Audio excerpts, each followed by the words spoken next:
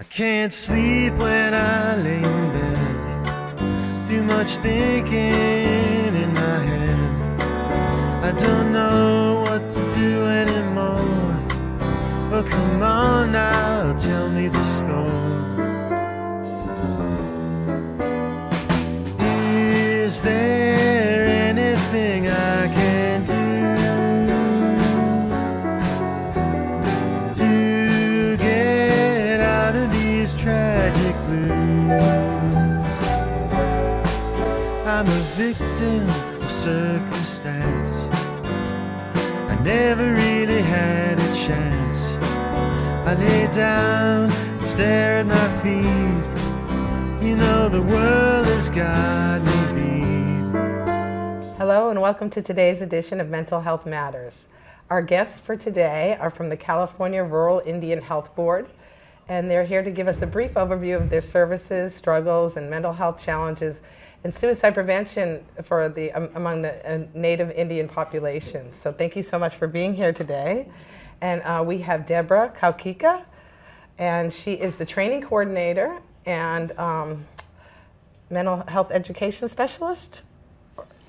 I'm the training coordinator. Training coordinator, yes. Sorry. I think that was Jennifer. Forgive me for that. And then we also have Daniel Dominguez. And Daniel, you are also with the California Rural Indian Board as well, so thank you so much for being here with us today. Of course. Do you want to start by maybe telling us just a little bit, give us a little bit of an overview of the type of work that you do? Sure. Well, California Rural Indian Health Board was founded in 1969. We currently serve 12 tribal health programs serving 33 tribes, and we provide training, technical assistance, and advocacy to the tribes and everything healthcare related. So we work for the Research and Public Health Department. We also have health systems development, tribal child development, and other programs, and we help them with the running of their tribal health programs and different things to help with like health disparities, such as suicide prevention, HIV education, teen pregnancy prevention, etc. Access to mental health services Yes. and things like that. So really the board sort of provides sort of that technical assistance as an umbrella to all of those different tribal organizations and sort of for healthcare access and things like that.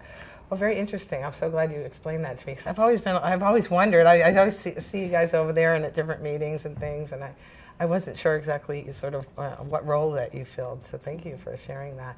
Did you want to add to that at all? We do technical assistance. We also do training. Training. So Yes, training we is do a big piece trainings of it too, in the so. different departments. Like Daniel said, the health systems development have trainings that they provide. Our compliance department provides different trainings as well as technical assistance. Finance department, our operations department, and we help with training the mental health providers, substance abuse counselors, the folks that work in the community with families, with children, with adults. Wow. For that sounds awareness really and prevention. interesting. So I'm just wondering, are you at all involved on the statewide level, or is it just mostly with the local sort of organizations providing TA and capacity building sort of efforts? Statewide as well as local. So we work with the health programs specifically. We work helping them with the relationships with the counties, and then we also do a lot. I mean, being based here in Sacramento, we have people who are health policy analysts, and then we also do a lot that work specifically with the legislature here. Yeah, that was kind of my next question. I don't know if it was on the list, but I was just wondering, about sort of like public policy and advocacy, particularly being here in Sacramento, which is really wonderful and kind of convenient in that sense, right? Yeah. Right. Great. So I know that you have a program called Life is Sacred, and so I was just wondering if maybe you could give us a little bit of an overview of sort of what that entails. Sure. In January 2012, CRIB was awarded the Life is Sacred, the Mental Health Services Act funding, supporting community connections for Native Americans. Intervention programs. Yeah, for Native Americans in Sacramento County. And so we've had that program, since that time. And we provide trainings, workshops, gatherings, and like that through that program. it's been a real honor to be working on that. And Well, now I know how Jesse met you. that's true. That's Yeah, exactly because I right. think yeah. we have a couple of programs in Yeah. that. It's a kind of Yeah. consortium of programs for prevention and early education. So what population are you targeting with that particular program? The American Indian Alaska Yeah. Native population, and our purpose is, of course, prevention and Right. increase awareness, and in a way that's culturally appropriate for all ages, you know, folks of all ages. It's open also to folks that are non-native that Right. work with Native populations, or to increase that awareness as well. Sort of educate. And we want to reduce the barriers, Yeah. you know, to access mental health services, and also increase awareness and reduce stigma around mental health. So can you tell me a little bit about some of the barriers that you do see for folks that might need help or need to access services, and particularly for this population, what do you see as some of the barriers?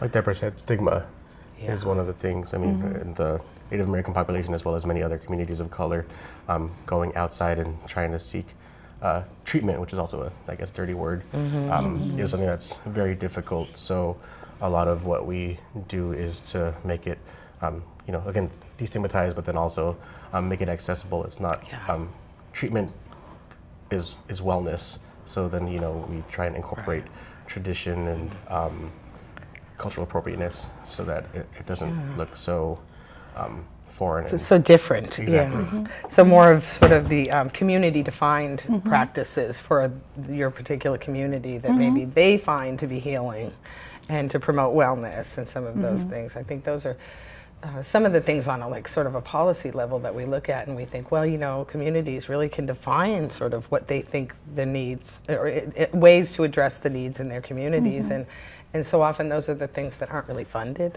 Right. You know, they may not draw down the Medi-Cal dollars, or they may not be the things that they talk a lot of today about evidence-based services, but I think, you know, what we've come to find out is those community-defined services are probably just as equally important as any evidence-based services, and perhaps someday they will be evidence-based services, but they're really specifically geared towards particular communities and the needs of those, and really are more reflective of understanding those needs. And I think all too often we sort of do the traditional, like, oh, well, you need to go here to this clinic and take this medication. And you know, for some cultures that may not work.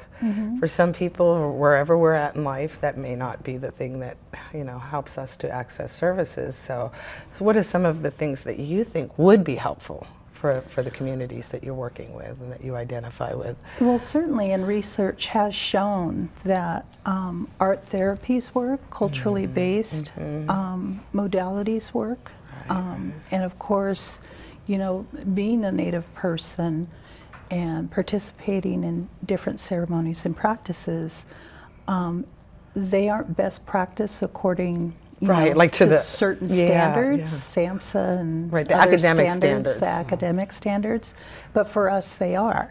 You know, so really back to because those they're still community defined. ongoing, right? Yeah.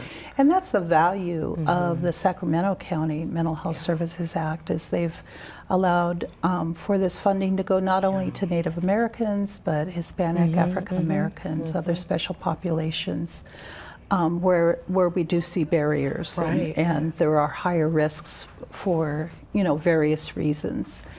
And you know, so it's been really great to be able to provide the best practice kinds of trainings, and also, as you brought up, you know, even the non-Native organizations, schools, and as well as TANF programs and like, we've trained some of those folks and those workers to be aware of some of the issues because they're going to probably see across. some of the kids from those populations and cultures. And the families, and have some understanding. And know that it may not always just fit into that little box, you know. It's always felt to me, in working in mental health for so many years, but even in, you know, public health and sort of community health, is we were always trying to put somebody in that box, you know. Well, let's just check that box and we got it covered, and you know, let's shove them into that service, whether it meets their needs or not. And I think that is really the beauty of the Mental Health Services Act in general, and this emphasis, 51% of the money is spent on prevention and early intervention,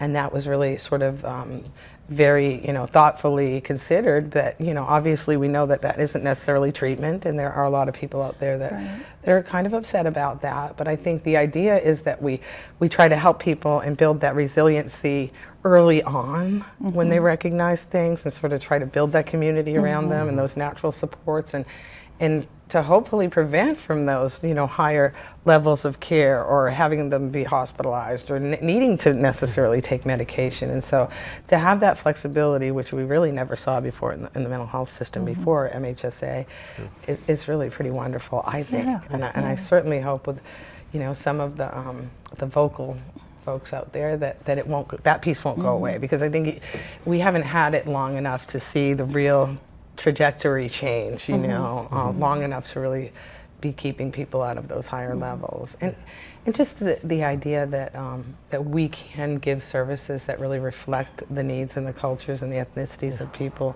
And it validates the needs of those people, those cultures. Absolutely. So there's been this time, like for American Indians and Alaska Natives, it wasn't until 1974 that their religious practices could be practiced. It was outlawed before that. So for many years it was like, you can't do what you've been doing for thousands of years. In 1974 it's like, okay, it's allowed. So things like prevention and early intervention programming that says that it's okay revalidates it and makes it, but it's always been about health and wellness and balance and but having that affirmation, Exactly. and that we don't have to change to get services. Sort of like I have to be somebody different in order to. I mean, it must feel that way in a sense, all these years. Well, and we've been real fortunate when the mental health, it's not always what you think campaign started. CRIB was invited to participate in that, and we held a focus group with Native folks in Sacramento County. And as the posters and rat cards were developed, and they were looking for photos, well, I'm sure you can imagine stock photos of Native Americans are not California natives. They weren't representative of the majority of our population in California. And so we were able to find a couple folks who are prominent in our community in Sacramento, I've Susan met some Jim of them. and Albert Tittman. Right, Albert. And so they posed for the photos, and you've seen them all over town on the billboards, on the buses and different places, the gas station toppers. And what's happened is that because people know them, that's really helped reduce that stigma, because they would go to Susan and say, oh, you had depression? Because it's always been a secret. So it was able to open that door and open that conversation. And because they're so involved in the community and well known and well respected, it really led to, kind of accidentally, there's this great thing of reducing It's so important when leaders, speak out. And I think we've always really emphasized the importance of sort of telling your story, particularly in your community, to the people that maybe look up or respect you, because it does give people permission. And you think if that individual was able to get through that and sort of, manage that, then I can get some help, and I can. But I think the important thing really is that the help be reflective of sort of their needs and their cultural desires and things like that, because so often it isn't, and it hasn't been, and then we just wonder why our penetration rates are like so low, for people of color, or for the Hispanic populations, and so many in California that we just haven't really been serving appropriately. Yeah, within the first couple years, when the county was looking at the numbers of Native Americans that they were serving after this program started, the numbers went down. For those folks outreaching to county services. However, the Sacramento Native American Health Center that offers behavioral health went up over 6 months. It increased. I mean, and that's a big impact. That made sense, because people said, I can go someplace where I know that my culture matters, and I'll be treated appropriately. And I think that it makes a big difference. I think we're just really learning still about so many differences along those lines, and what we need to do and how we need to reflect that. And particularly, I think, in a community like Sacramento, which is so diverse, and there are so many tremendous needs. But yeah, I'm very encouraged that Sac County cares about that and is willing to sort of take the time to have those focus groups and to work to develop those type of programs that I think are so needed. I am always of the feeling that there should be more money and more services like this, you know, because so much of it goes towards, you know, hospitals and the higher levels, and I think, you know, obviously those needs are there, but if we do this part right, I think we could move in a different direction, Exactly. and that's kind of the goal, you know. What are some of the American Indian and the Alaskan Native, like, mental health needs or healthcare needs that you sort of see a lot of, or that you think, you know, need to be addressed, or sort of the services that could be helpful? Due to, you know, colonization and the Imperialism. No. no, exactly, Right. imperialism. I mean, seriously. The genocidal Yeah, we pretty much wiped out. attempts, exactly. So there's the health disparities such as, again, mental health issues, and again, they're all connected, right? Mental health, physical health, with things like obesity and diabetes, substance abuse. You know, those were all a direct result of genocide. Right, So those right. are all issues that we Still look at live with. specifically, Yeah. and that we are working in our departments to, you know, help eradicate and help our programs with. Yeah, and I know one of the questions, I'm not sure where it was, sorry, I'm really not following those, was about institutionalized trauma. And I think that that is such a big component to some of those things that you see. And you know, maybe people don't really recognize that, you know, in the more traditional environment, you know, that those things exist because of generations of that kind of treatment and that kind of discrimination that has gone on, that it carries on. Well, Right. yeah, it was in those Western buildings, those you know, those Western institutions that things like rape and murder and sterilization, Yeah. and all of those things happen. So there is, you know, distrust, mistrust of Right. hospitals, government, Institutions. some churches, and all that, like because of, you know, the missions and IHS hospitals. You know, you go in for the toothache and then you leave, and you're unable to have babies. Right, So right, it's definitely something that still pervades. Yeah. Well, and it wasn't that long ago. A lot of folks I know I encounter say, "Oh, it was a long time ago. You got to get over it." yeah, And it's right, like, right. Well, it's true. We got to work through it, not get over it, but work through it. But my father was one of those who was removed from his family and put in a boarding school, and he would try to run away, and they'd catch him and bring him back. And he had a lot of stories, some pretty horrendous stories that he told about what happened to him.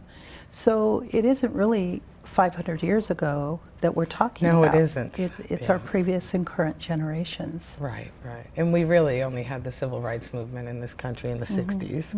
And I think even then, I think Native populations were sort of left out of that discussion to a large degree. Well, there was the American Indian movement that was a direct result Of the civil rights, Yes, yes. exactly. yeah. So Yeah. So it started to grow, I think, but And more then, like more. Daniel said, we weren't free to practice until Right. 1974.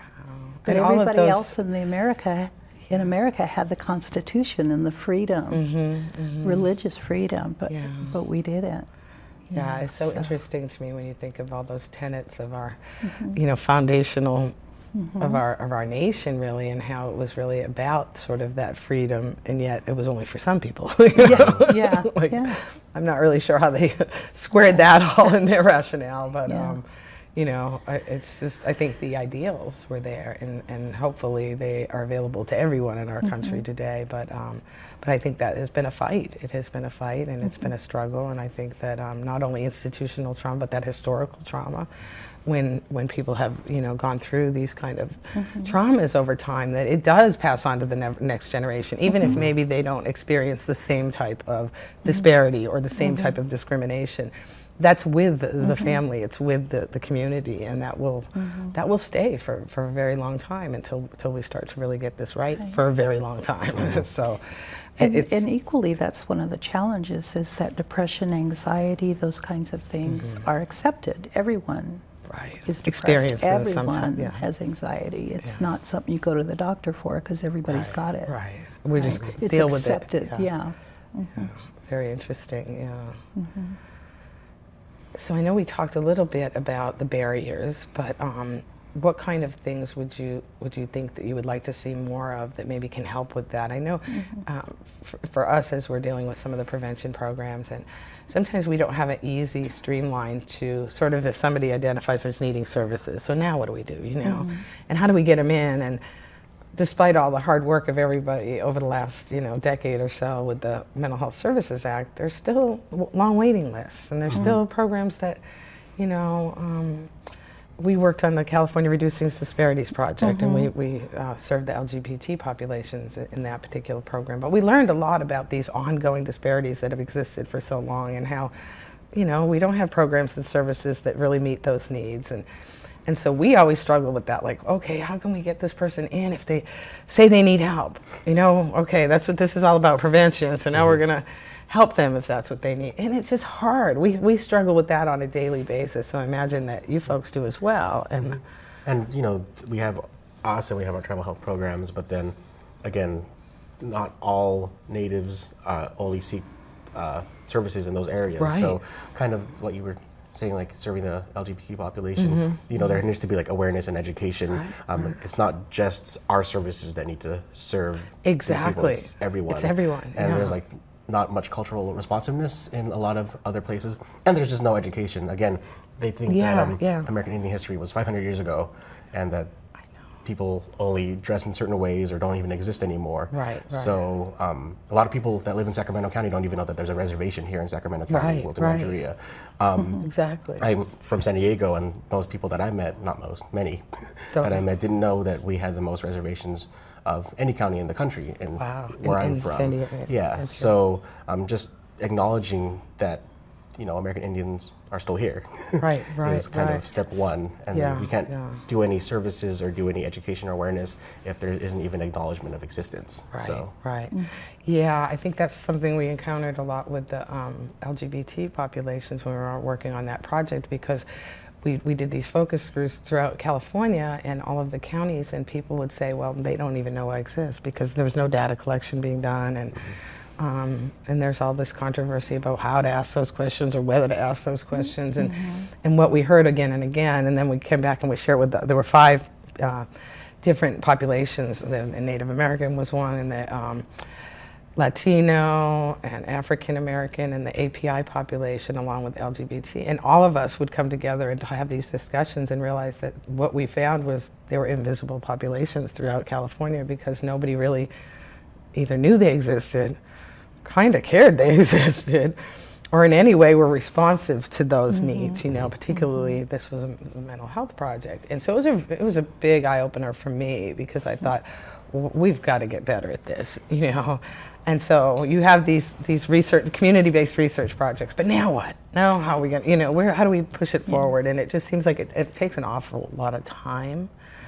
But I think, you know, you kind of touched on it by saying it can't just be the tribal organizations, but everybody has to have this knowledge and understanding and cultural responsiveness to these needs, so that if somebody ends up at the hospital or at the respite center or wherever, that people are able to serve them appropriately, because sometimes you can do more harm in your well thinking that, oh, okay, I'm just good. But, you know, sometimes our attitudes or our language or the things we say can be really offensive if we don't understand and have that education, you know. And so I think, and re-traumatizing too. Like, absolutely, it's not just offensive; it's like be very painful. Right.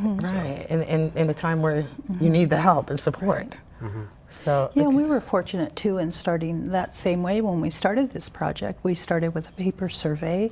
We conducted 4 focus groups. We conducted 10 key informant interviews to get an idea of what the needs were, what the awareness level was, and folks were pretty aware, but didn't know what to do. And so really that's what we learned, is that most folks didn't want to ask about suicide, but the ones who felt like they could ask about suicide, that could ask that question, are you thinking about suicide, didn't want to ask because they didn't know what to do next. Yeah, because then what? If they said yes, now what? Exactly. You know, what do we do? And so, and they also, what we heard back from folks, our Native community in Sacramento County, was they didn't want a program that's that splashed mental health issues and suicide. They wanted it to come from a positive aspect. Right. And hence we came, with the name Life is Sacred, because Yeah, really it's that's wonderful. what it is. Life Yeah, I is love it. sacred.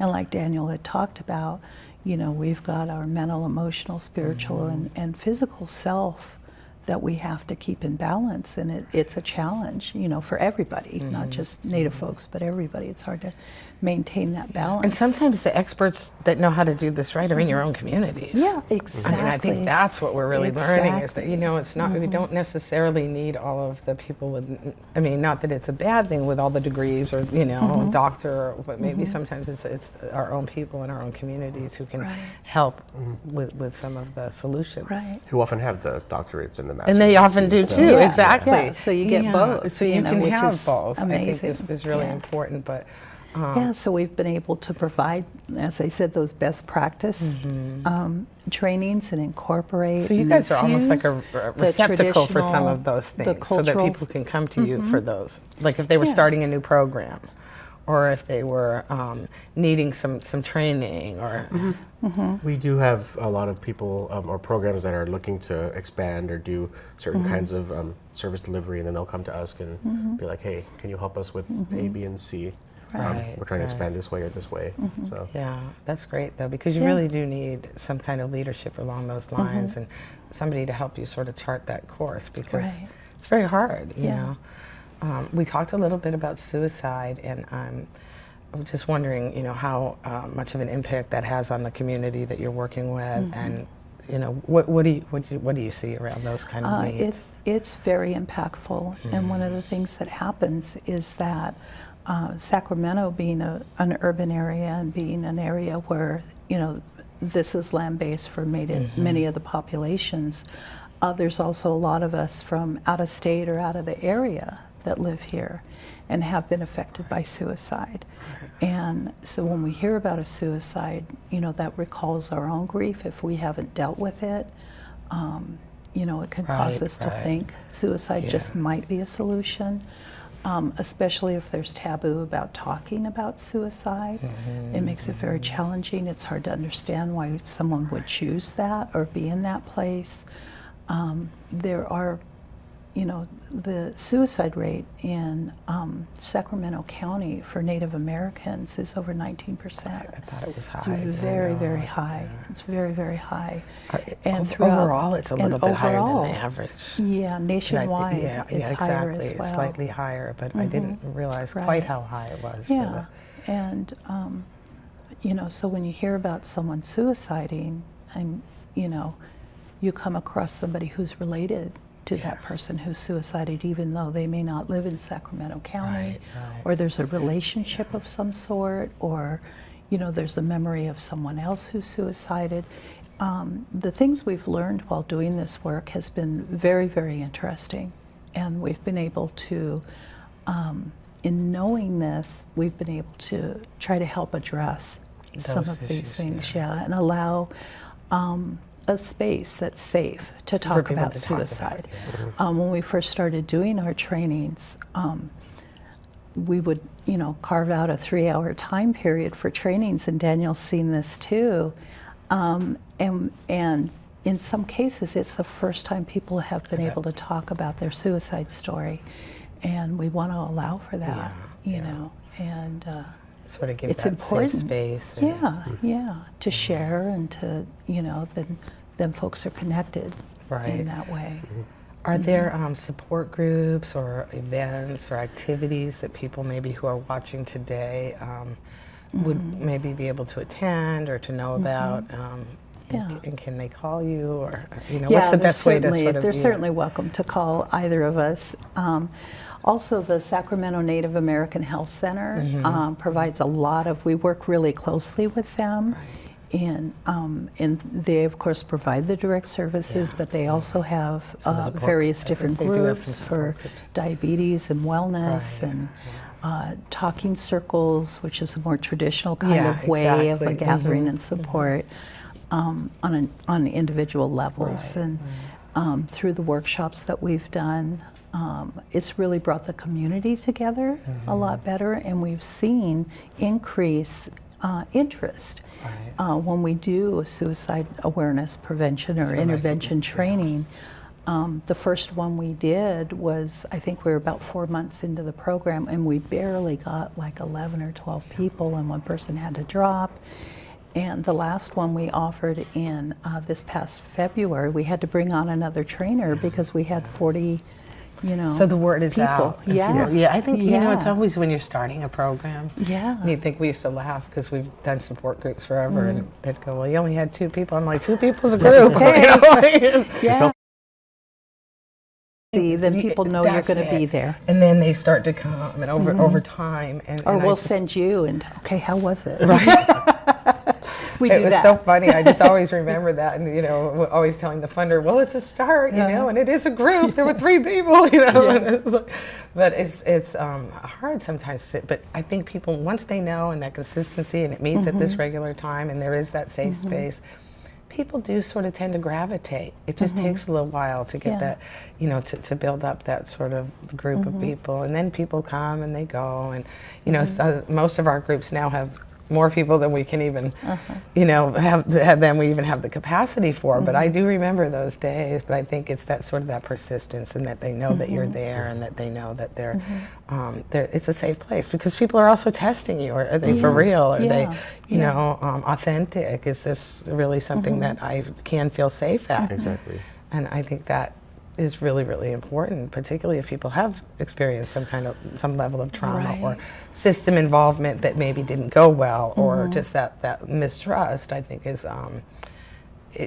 really, really hard. People don't seek that kind of assistance in that case, and so. And what's important too is that sustainability. We've been really blessed to, this started out as a 3-year project, and now it's still going, and we're looking at another year of funding. Wonderful. And from the county for this work, and but the more people we train, even if the funding goes away, that so you're knowledge building that, doesn't go away. you're building that capacity. And so trying to and that's what create that infrastructure. And from what you're telling me, I see that's the role that you guys really play. It seems like it's sort of that training and technical assistant, but that capacity building piece as well, because you're always sort of building that the next level to carry on this work, which I think is really, really important. And like you said, the communities have they're the best people there. Like those are the healers, and those are the people that the people in the community are going to go to.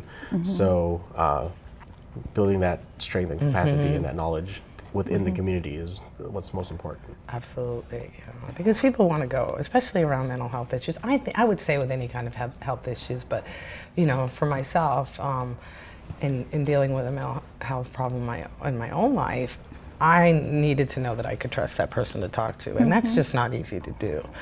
It's just not easy to find somebody that you can tell your story to, or they want you to tell your story over and over, and it's like that could be traumatizing in and of itself. And finding the right people to support and help you isn't always easy in the most basic ways. And so if you have other needs and cultural needs and all of that, I think it becomes much more complex, and it's not that readily available. I would like to see a day where there are mental health services, or whether we call them I don't know if I want to call them mental health services, but mental wellness. Right, like where there's places that people can go on pretty much any corner in any city in America, that if you need some help and support, whatever that looks like, that you can find it. Because it's always felt like it was really, really hard to access. And I think that sometimes you only have a small window with people when they're willing to seek help and to get support. And it's really, really important that it's available. And I think that's just always been a little bit of a struggle. You don't want folks to have to call 911 or the police, or go to a psychiatric facility if it's not necessary. And all too often it's sort of like, because we wait until things get worse sometimes, because it's just not easy or to find it's the the help. only thing we know. That's it. It's the only thing we know. We don't realize that there are other supports out there, that there's a variety of Native organizations in Sacramento County, as well as non-Native, that can be of resource, and the healers our elders that can be of help. But for many generations we've been going for always just responding to crisis, Right, instead right. of, again, wellness. Yeah. So Right. Yeah. that's just like a change in like thinking about it. And Yeah, I think it's a paradigm shift. And for those of us who experience it, sometimes we think we're okay until it gets really bad, Yeah. But if we learn more and we educate ourselves and get that help and support, then maybe we realize when things are going bad a little bit sooner. Yeah. And reach out a little bit sooner. And one thing that we talk about a lot at NorCal MHA is really helping people build their natural supports, whatever that looks like for them. Yes. And that is such a sort of a building block to resiliency and wellness and all of those. Communities are where the healing takes place, and with the people that love and care about you, and with the sort of more on that community level. And I think that the more that we can sort of build those communities, the healthier people are going to be. But it's just very hard sometimes, and I think we've been lucky with the Mental Health Services Act to try to overcome some of those hurdles. I know you guys have talked a little bit about sort of the healing and the different approaches that the community takes, but can you explain some of those approaches or techniques or strategies that your community really feels are very important to them in that respect?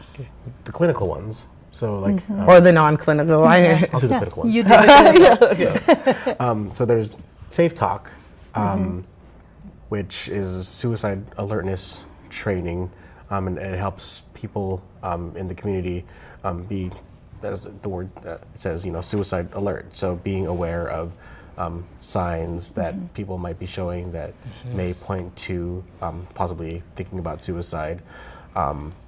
And that's a really helpful training because a lot of people are like, I never would have thought that was a sign, and that might have meant that this person might have been suicidal. And I'm trained in that and am a trainer in that as well. So that's been something that's been helpful for many people.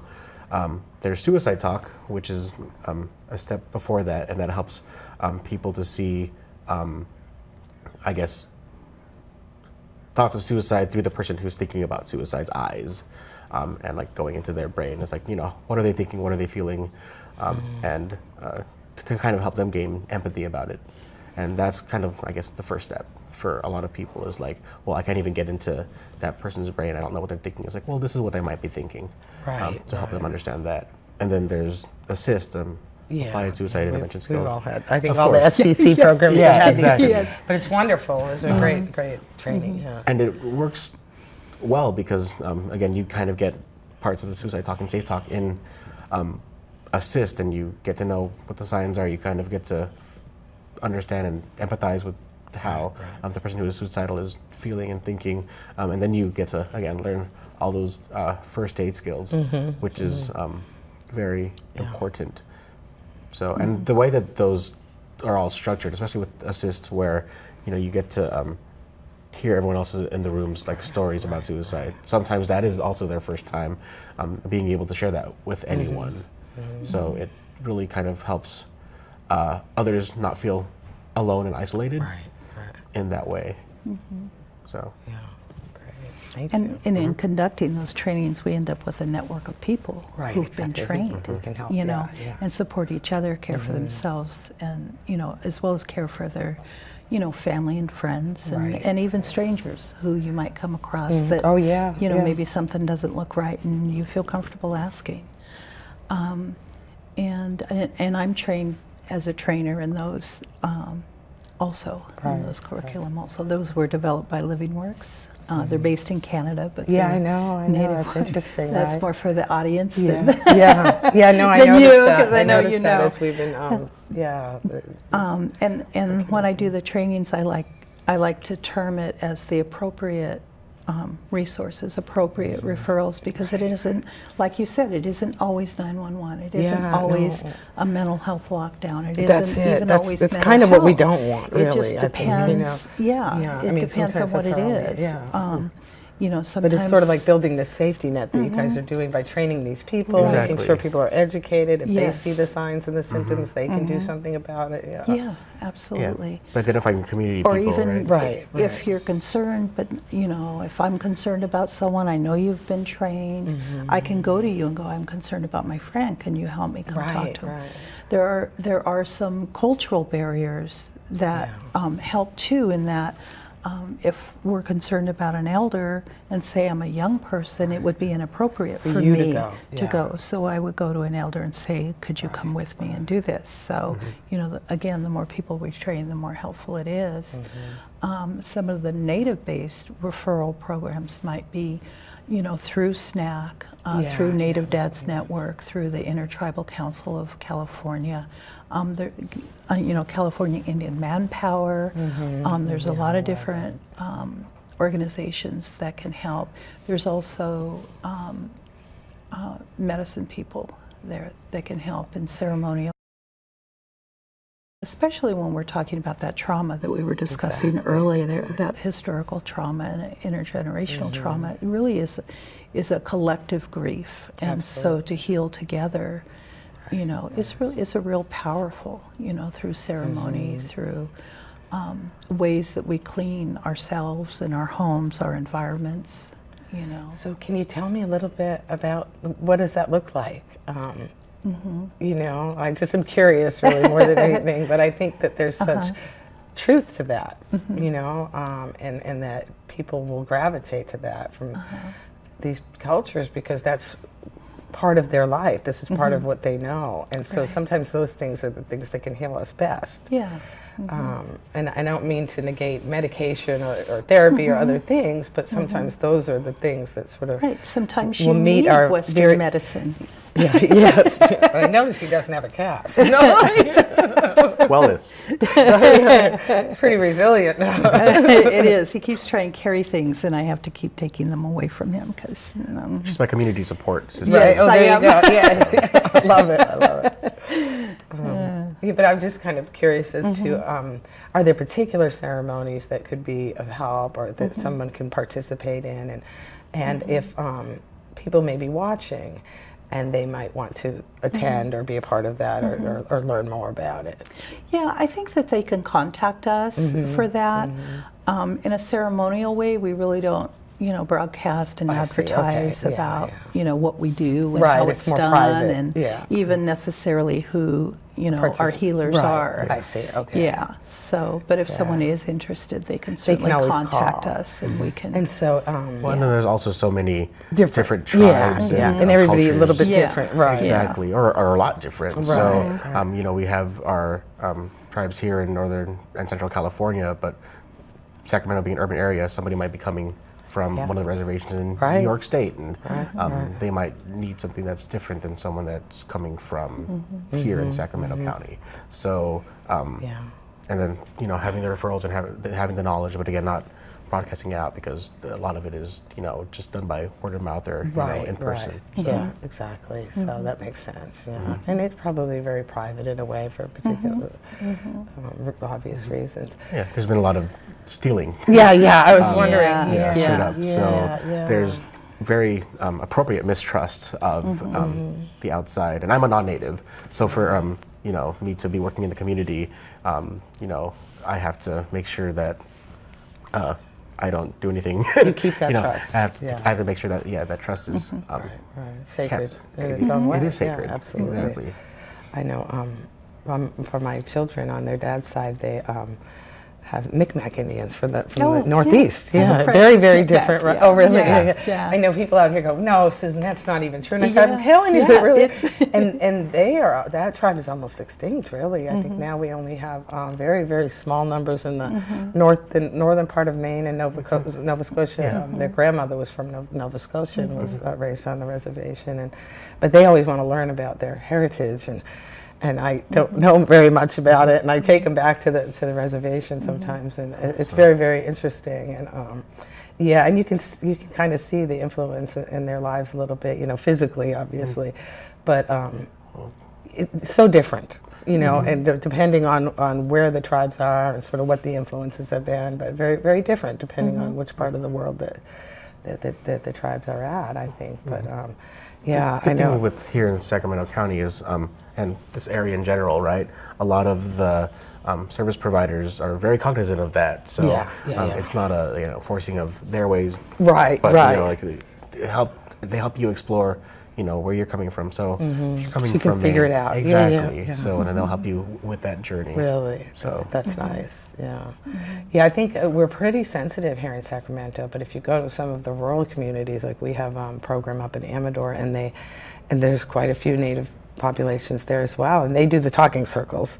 So they come into our wellness center and conduct that, and that's just been really wonderful and fascinating in a lot of respects. And but again, back to those sort of community-defined practices and really honoring and affirming those. But beyond that, there's very little services, in those rural communities. Very little. We're very lucky in Sacramento that we have a much richer, more robust sort of. And I think there's the leadership is really interested in addressing those needs and reducing those barriers. But it's awfully hard in some of our rural communities have a great deal of diversity, and yet there's just no culturally appropriate services or anything, not a whole lot. And that's sad, I think, in California in general, because it's like, wow, nothing. I mean, it's even hard to find a psychiatrist or even primary care physicians in some of those rural communities who will take Medi-Cal, who will take the indigent. Very, very, very few. And in the rural communities in California, I think are very much struggling with some of those needs. And then you've got transportation. There's a lot of Transportation outlying is areas. huge, huge. Nobody can get anywhere, and so, yeah, absolutely. And I think what we're finding is the suicide rates are climbing in some of those communities now because the access is such an issue, let alone culturally appropriate services. Or even consistent services. Yeah, there are some areas in our CRIB network where, they might have a behavioral health person once a week. Right, and right. So That's how it is. you better plan your emergency Everything on Friday. around that. Yeah. between these hours. And it's not even Between after 8 and hours. Right? Yeah, no, exactly. I always love that one. Every program is like, it's for the crisis, but it's from 8 to 5. Yeah. I don't know if that really fits into everybody's crisis. Right. Exactly. Yeah, I think that hopefully as time goes on and, the mental health services revenues build, that we'll be able to address some of those needs. But I think service providers have a really hard time going into those communities. It's just tough. There's no real incentives, And I know that, believe it or not, we're getting close to the end of this show. It's been so fascinating talking to you guys. But I was just wondering if there may be a few of the resources that you would like to share with folks, like in the community, that maybe, if somebody were to call you and they were struggling with depression or where folks could go. And if maybe we could share a few of those before we close.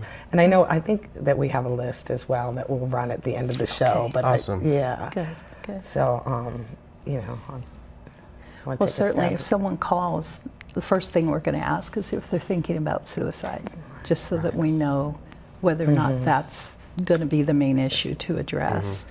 I did field one call from someone who was so self-aware that, and she had a history of suicide in her past, and she had called and said that she thought her medication was a little off, and she was starting to feel the same way she felt when she had attempted previously, and so she was concerned and couldn't get in to see her psychiatrist. So we strategized about how she could possibly do that. Wonderful. So, yeah, I was very impressed with her that she was that self-aware and sometimes had people learned really so much. are, but then they're like, made me happy for her. At the same time, I was concerned for her. Right. But certainly, suicide is the first thing we want to ask about to make sure that we're going to address that first. We want to make sure that they're safe.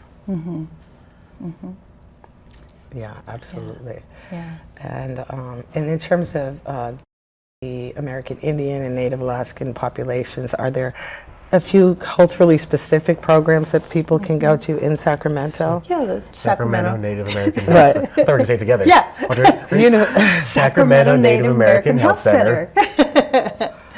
Yeah. Yeah, Yeah, great, wonderful. And I think that, are they also a federally qualified health center? So I think they can do both primary care and behavioral health and some of those, they do some of those other dentistry needs. and Yeah, all that exactly. too, yes. So that I think that's always helpful. So people don't have to go all over the place. And then also those transportation barriers, you know, Exactly. to be able to get those services in one place. And I know they're inundated as well. True. Yeah. But they're, you know, they're centrally located. They're right there in Midtown. So And they just expanded. Yeah, Yes. no, that was wonderful to So, hear. Thank you. yeah, Yeah, thank you yeah. for sharing with that with us. That's wonderful.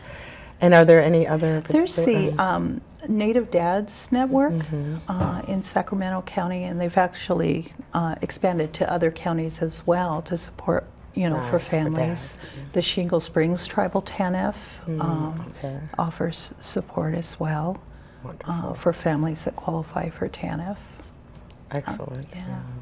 Yeah. Yeah, so I'm sure we'll be giving your number out left and Okay. right now. So you, Okay, we'll be you'll ready. yeah, I hope Sac County keeps funding your program because you're going to need it.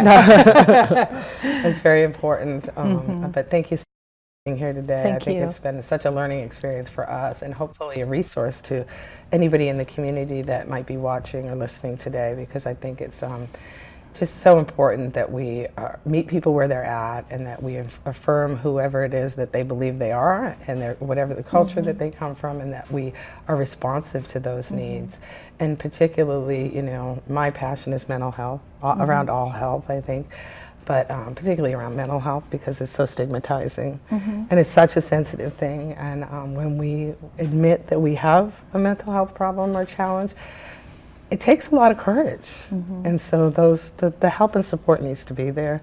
And so I just thank you for being out there and doing that training and doing that capacity building in your communities, because I think it strengthens families and communities. And so thank you very much for being here today, and I hope we get to see you again sometime soon.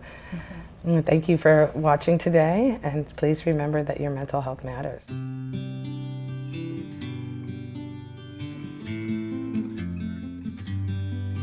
When I think of where I've been, the good times and the bad, on a scale of 1 to 10, either way I'm glad, 'cause I'm not alone. As I'm reaching for the phone, your voice is there, you really care, you're my comfort zone. Sometimes when I'm lost, crushed beneath the pain, though I can't afford the cost, I just smile and play the game. But there's a healing place where I cannot pretend. Your smiling face, your heart's embrace heals me again. So even when the storm is strong and I'm deaf to my own cry, I faintly hear a distant song, and I simply can't deny that I'm not alone. 10,000 times I've known my best bet is that first step for hope.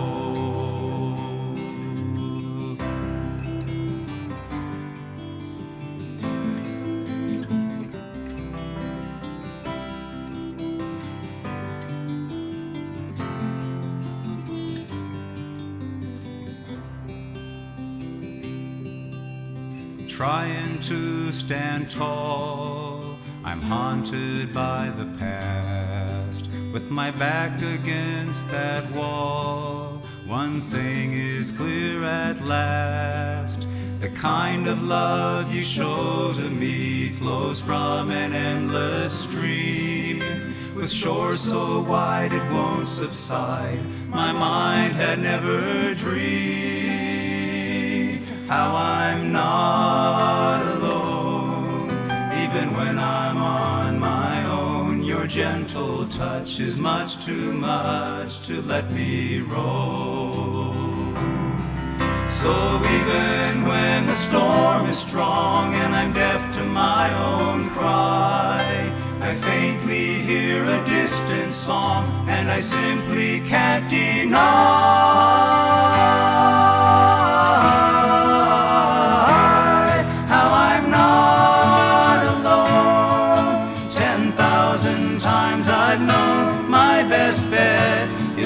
first step for home.